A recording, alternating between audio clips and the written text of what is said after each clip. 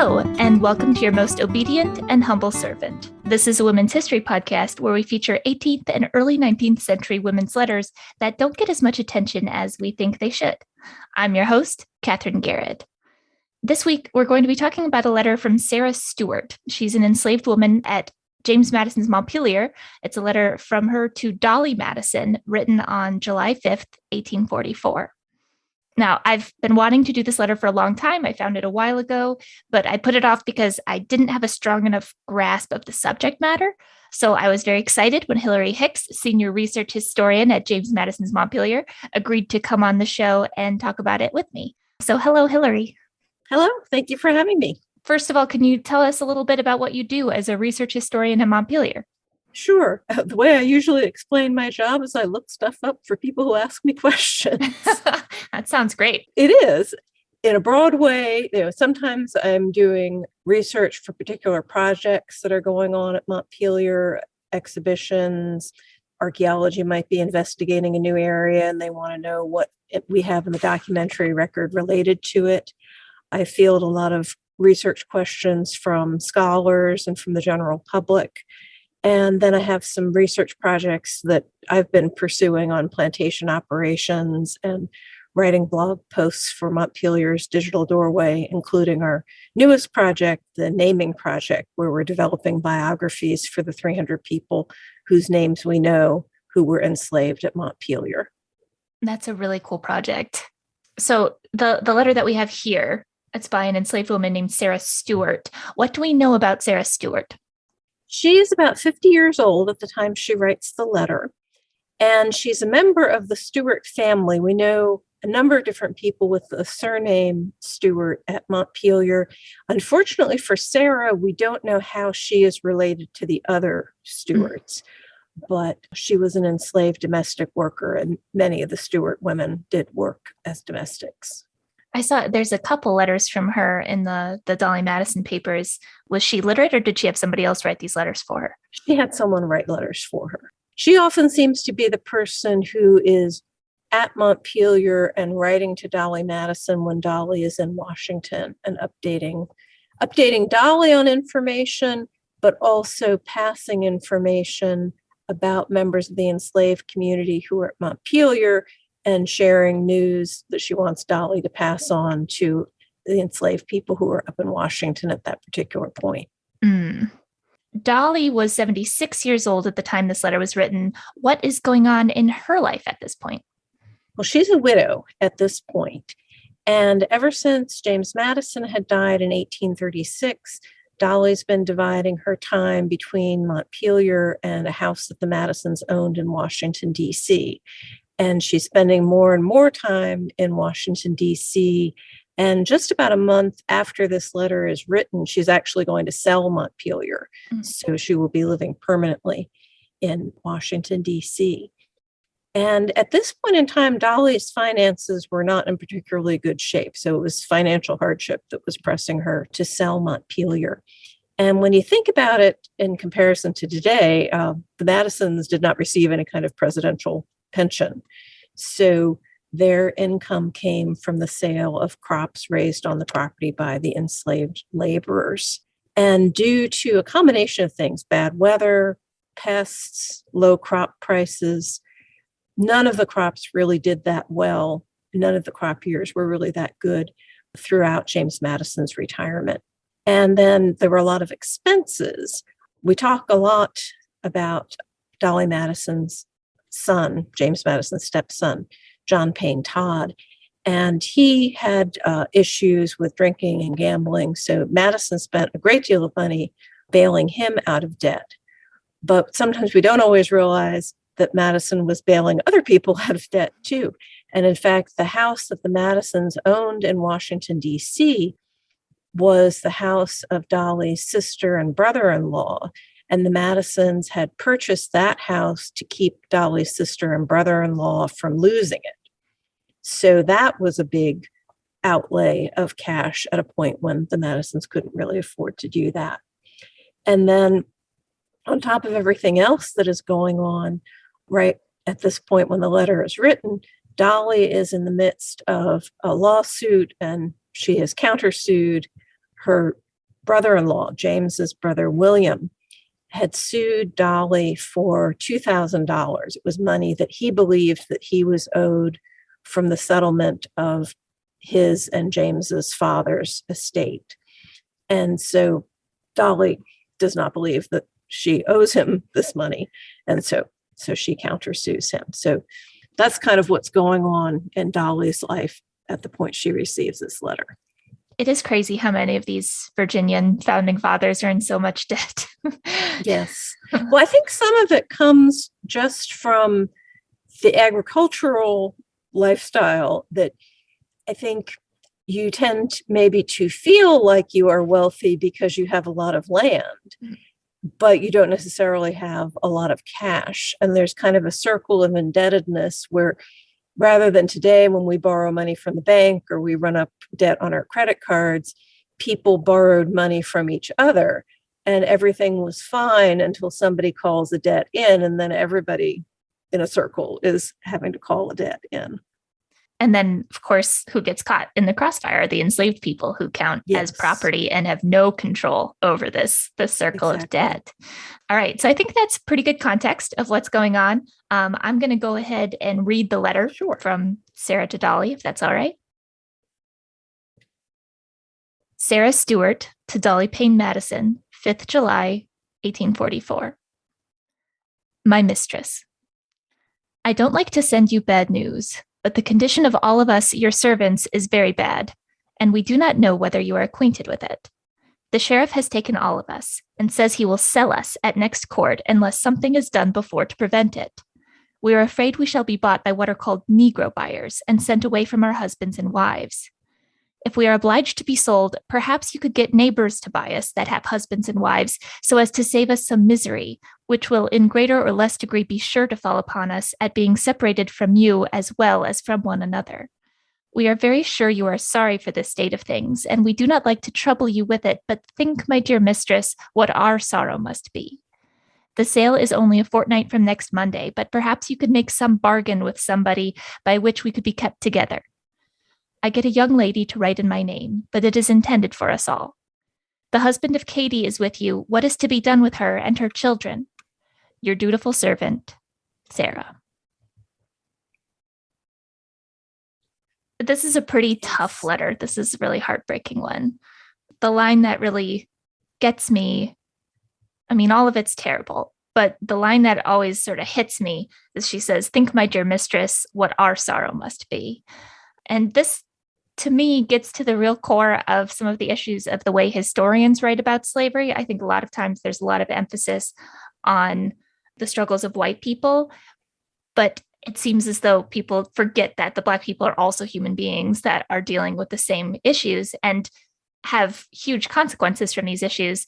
So it's just to have somebody at that time think about our perspective as well. And she's not denying that Dolley has her own problems. The financial problems are very real and serious, but she might be separated from her husband. How terrifying that you might never see your children again. Well, it is a heartbreaking letter, certainly. And I like your point that Sarah is really asking Dolley to see things from her perspective. And I don't know to what extent Dolley was able to do that. I mean, there are some points in time when you get a sense that Dolley does have some compassion for the feelings of enslaved people. So, for example, Paul Jennings, who had been James Madison's personal body servant and continues to be enslaved by Dolley after Madison's death. Paul Jennings was married to a woman, Fanny Gordon, who lived on a neighboring plantation.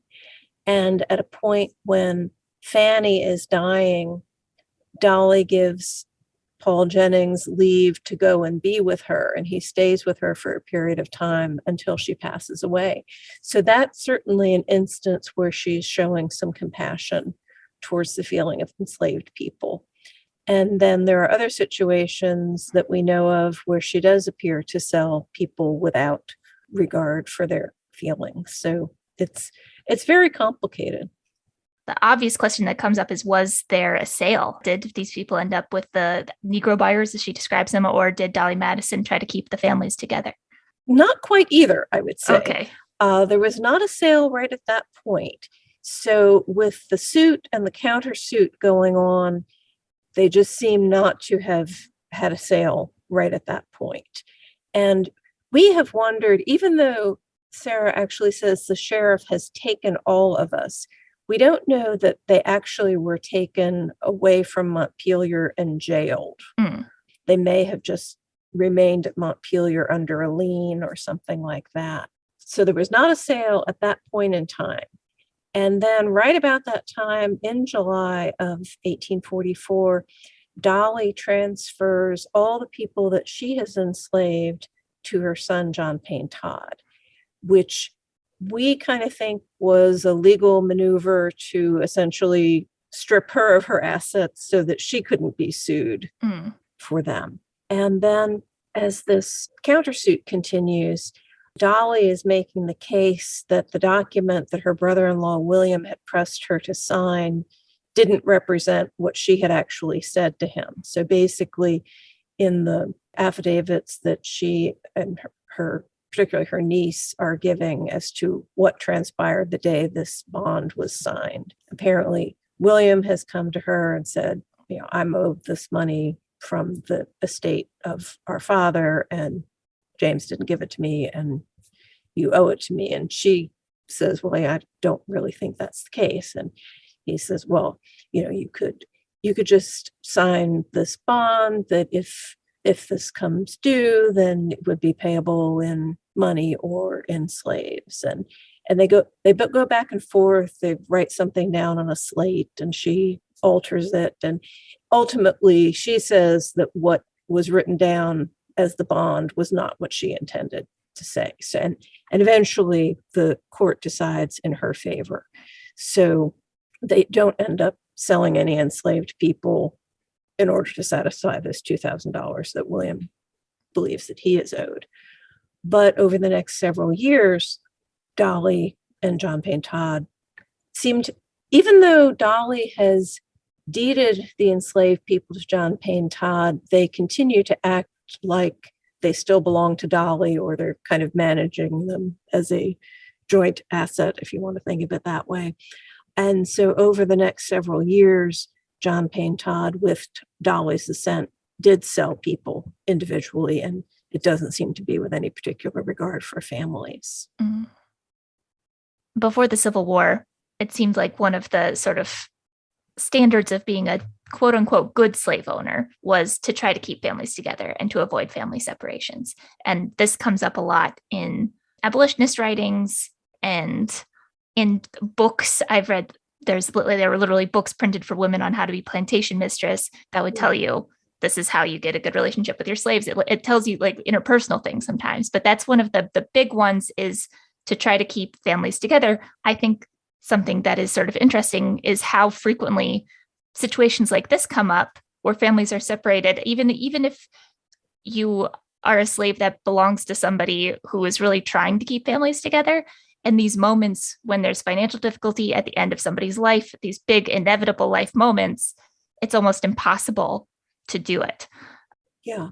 There's a million reasons that the institution of slavery was just a horrific evil. But I think this is one of the key examples of, even if people were trying their hardest to make this a more humane institution, just from situations beyond people's control, sometimes it was still going to end in these sort of tragedies a lot.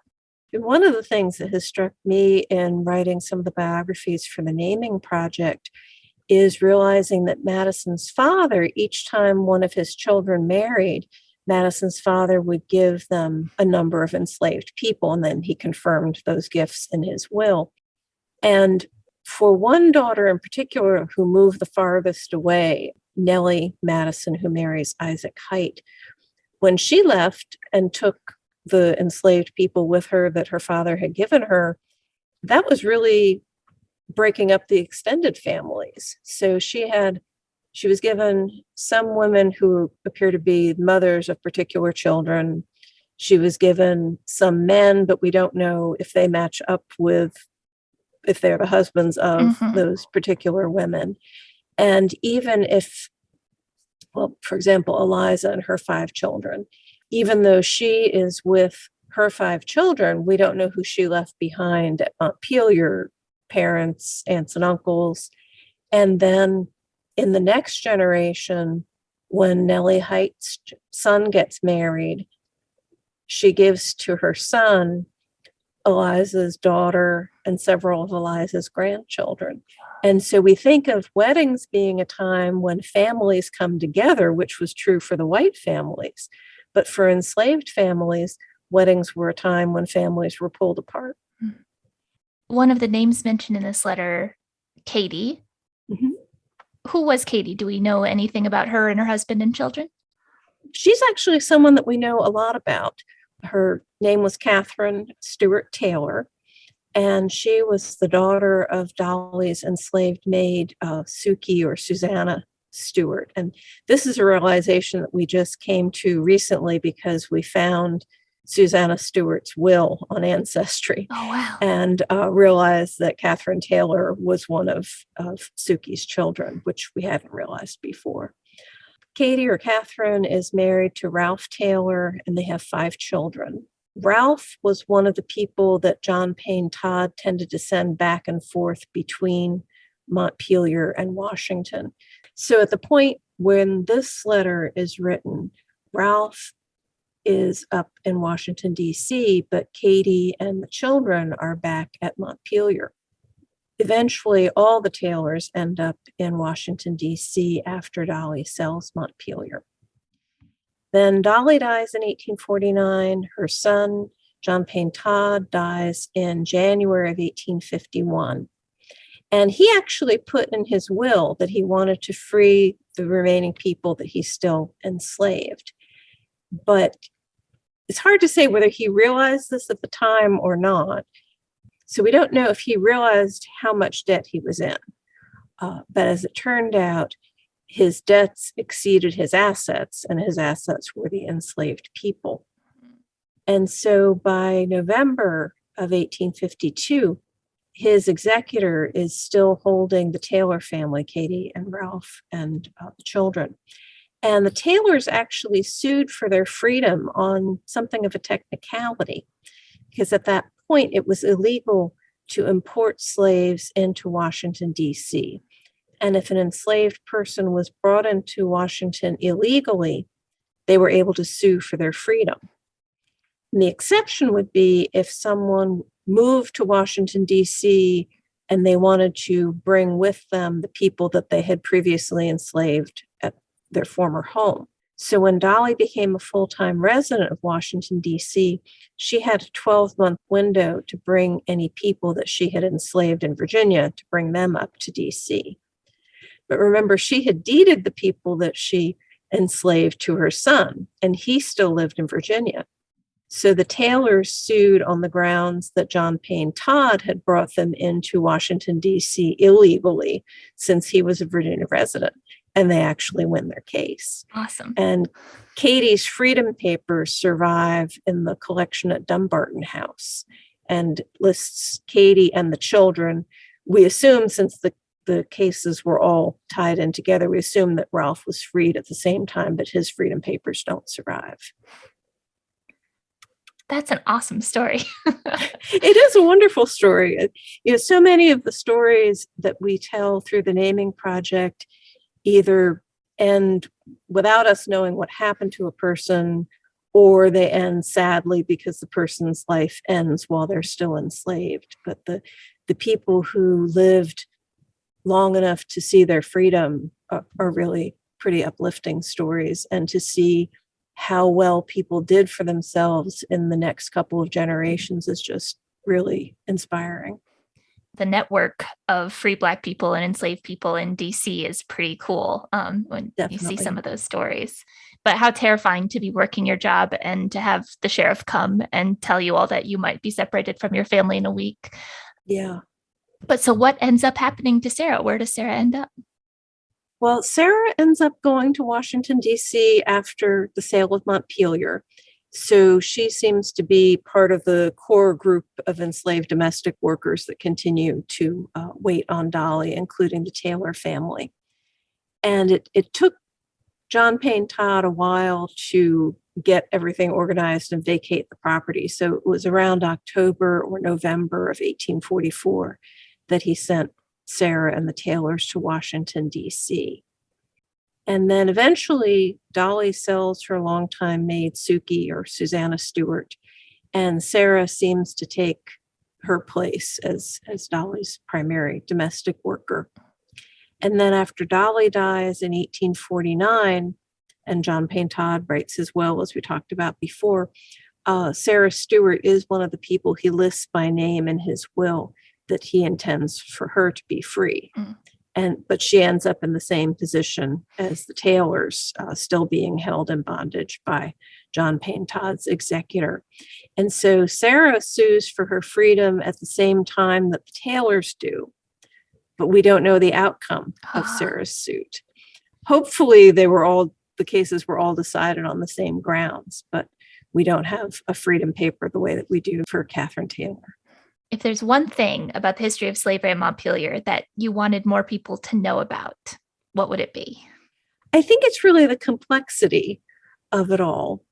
It's not about deciding whether the Madisons were good or bad. It's not about deciding that the good that Madison did for the country outweighs the harm that he did by depriving people of their liberty. It's also not about deciding that because Madison enslaved people, that it erases his accomplishments. It's just complicated. And when I give tours at Montpelier, I like to end in view of the temple, which is a garden folly. It's inspired by classical architecture in the same way that the founders looked to classical civilizations for their models of government. And the temple actually sits on top of an ice house. And enslaved laborers dug out the pit of the ice house. They made the bricks to line it, and they cut ice from the pond in the winter to fill it so that the Madisons would have a supply of ice during the summer. And I like to ask visitors to think of the temple on a symbolic level, sort of representing the ideals of the founders. And yet it sits on a foundation that was literally created by the hands of enslaved people. I think being at Montpelier can inspire us to reflect on the intersection of those two important themes in our history, the history of our form of government and also the legacy of slavery that we still see in many ways today. And it's an opportunity to commit ourselves always to continue to work toward a more perfect union. That sounds like a good way to end a tour. I like to end it that way. Well, thank you so much for telling me more about Sarah Stewart and the Madisons. I like to feature letters from enslaved people as much as possible because there's just so few of them compared to letters from white people. And I think they really tell a lot. And this was a great letter to pick because there's just so many levels to it. Well, thank you again. I will link in the show notes to some further reading that you might have. There's a really good book about Paul Jennings. There's a really good book about Paul Jennings that I would recommend to anybody to read. I feel like they need to make a bio movie about Paul Jennings ASAP. It's fascinating. So I'll share some notes there and give you more information about how you can visit Montpelier and take part in some of these really cool exhibits that they're working on. And as ever, I am your most obedient and humble servant. Thank you very much.